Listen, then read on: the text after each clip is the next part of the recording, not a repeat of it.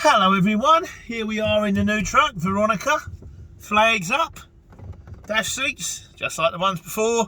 No bed, bed's gone. There, bang on that. It's got an interesting cargo net there, which does absolutely nothing. The utterly pointless cargo net, lovely. And I know I've been a bit sidetracked with trucks recently and all that, but I want to do this one. I'm currently at Land Rover Jaguar. And as I pulled in, I thought, when I pulled in the place where I collected from, I thought, I've been here before. And when I called into where I was going, oh, I've been here before. And so I want to do one on the advantages on A, picking up and dropping off from places that you've been to before, and B, wait and return. So there are certain jobs that are going to ping up, and you'll go, you know, you get to know it after a while, and you'll go, oh yeah, I know what that is, sort of that's there, yeah, I'll bid them that, that's there, yeah, I know that's, oh, I know what that one is. And you might think, I know what that one is, ST10, ST14, ooh, don't fancy that. Or you might go MK17, Magna Park, Waitrose, no. Or you might go, oh, I've done that last week.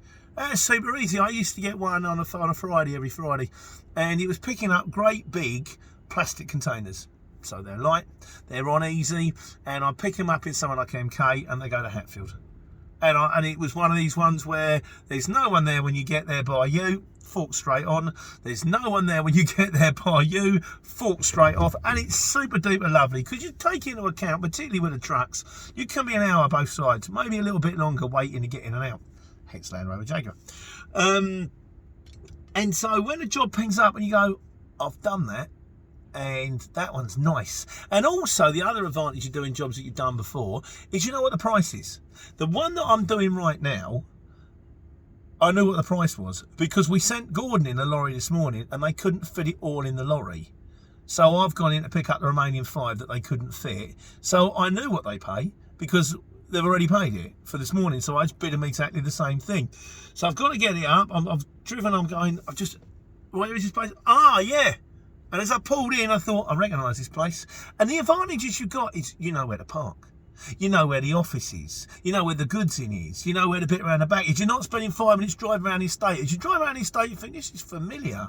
Last time I was here, I was at that big place that hasn't got a sign on it. I wonder if it's there. You pull in, yeah, that's it, mate. When I come to Jaguar, as I pulled to the roundabout, last time I went straight on. Well, that's for the offices. There's a big sign that says HGVs and deliveries, but I missed it last time. This time I'm thinking, no, I know where I'm going. I'm going around that roundabout. Why I go, like, you know. So I swung round the roundabout. There you are. And I also thought, last time I was here, I had to wait ages. So I wasn't disappointed. When I walked into the office, the bloke said, I have got hot parts. Read into that what you will. And he said 2 minutes. So I sat here for half an hour and I went back in and I said, oh, you said 2 minutes. Well, the 3-4 Arctics next to me when I got a load, he said, I thought they were going to do you first because we've only got 4, like 5. I said, don't worry about it, mate. I said, if you can't stand the waiting, you're in the wrong game. And I don't know what it is about this new tacho, and this is genuine. It just seems to go on bed. It's weird. You turn it off. Normally they go on hammers. Mine goes on bed. I have to physically flick it onto hammers. Don't know what happened there anyway, but that's true. That is true.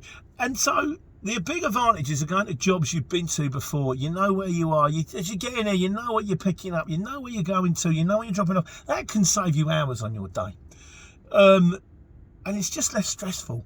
You know, you're thinking, I know where I'm going. I know the gate. I know the lady. I know what to say. I know where to go to. I know where to... This time, Canopy 3. As soon as I got to Canopy 3, I know exactly where the office is because where I was last time. Last time it was dark. The other advantage is the job that pings up is wait and return.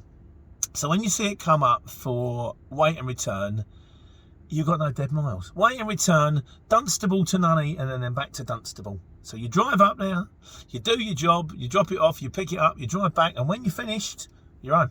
So there's no, you're not doing extra diesel, going over there to get it, and then coming all the way back. If you can get a regular wait and return job from where you are, that's lovely. I mean, it's lovely in a truck. The only snag I used to have about it, because I used to do a regular one in the Luton, which was out of Hatfield. It was Hatfield to Nuneaton and then back to Hatfield, about 3/4 hour from my house. I'd always have it back in Hatfield by about 1-2 o'clock. And then I wasn't far away from my house, but you wanted to find the extra job, because in the Luton I would always try and get 3 jobs in a day, and I counted the wait and return as 2. And then you'd end up going to Slough or somewhere, you know, not so clever, and then you ended up further away from your house. But if you wait and return, if you're not going to be too greedy about it, you're not too ambitious, and you're just quite happy with sort of like your bowl of rice, wait and return jobs are nice. I do like a wait and return job, a going distance, and you can do the whole thing. We're also going to do one. A guy said, do you ever quote day rate? We'll come on to that one. I'm going to do one about day rates. I can't believe it hasn't been covered before. It probably has. I've probably forgotten it. A few other things I want to do as well. And I'm going to try and catch up on a few in the black book, which I haven't done yet. But I've kind of been up with it with getting Veronica up and running. Alice is going into the auction today. It's got reserve price on it actually, which is higher than I thought it would be. £1,800. I said no reserve. I said just don't let it go. And the good bloke said, "You've got reserve," and I went, "I didn't put reserve on." He said, "No, I think Mark might have done that, the guy at the auction or someone like that." I said, "You should stop the time wasters, you know." So fingers crossed. I only gave 5,250 for it plus the VAT, so we'll see how it goes. It might not even sell, I don't know, but he said he said it hasn't even gone through yet. They're on lot, whatever. Ring back tomorrow, so I'll know by Sunday, and I'll let you guys know. And in the meantime, waiting for that Arctic to move so I can get these stillages off and continue to take care and take money.